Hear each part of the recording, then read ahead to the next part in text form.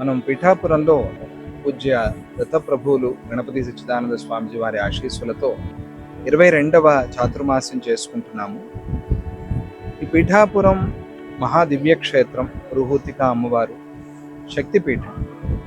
అలాగే అన్నవరం సత్యనారాయణ స్వామి దగ్గరలో ఉండేటువంటి క్షేత్రం.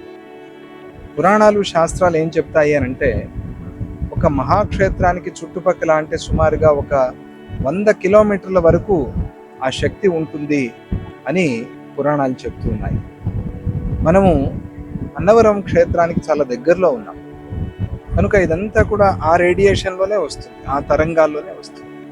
అలాగే అన్నవరంలో కూడా పిఠాపురం యొక్క శక్తిని మనం గమనించవచ్చు.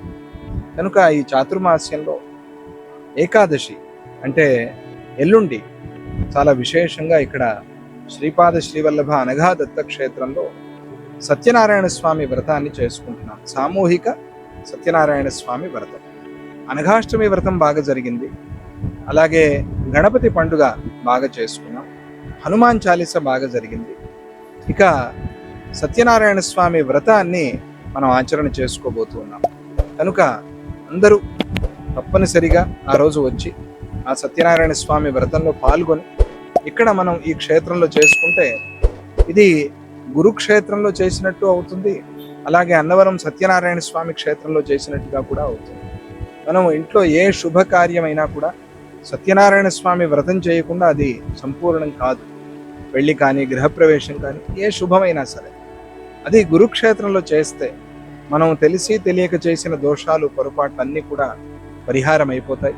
కనుక ఏకాదశి రోజు జరిగే ఈ సత్యనారాయణ స్వామి వ్రతంలో మీరందరూ తప్పనిసరిగా పాల్పంచుకోండి. అలాగే 6వ తారీఖు అనంత పద్మనాభ స్వామి వ్రతం రోజు ప్రొద్దున వ్రతం జరుగుతుంది. సాయంత్రం వెంకటేశ్వర స్వామి కళ్యాణం జరుగుతుంది. విశేషంగా తిరుచానూరు పద్మావతి అమ్మవారు, కళ్యాణ వెంకటేశ్వర స్వామి ఆ క్షేత్రాల నుంచి అర్చక స్వాములు వస్తున్నారు, బాలాజీ గారు అని చెప్పి ఆయనే దగ్గర ఉండి ఆ కళ్యాణాన్ని జరిపిస్తూ ఉన్నారు. కనుక ఈ వెంకటేశ్వర స్వామి కళ్యాణంలో కూడా మీరందరూ పాల్పంచుకోండి. అందరికీ శుభం.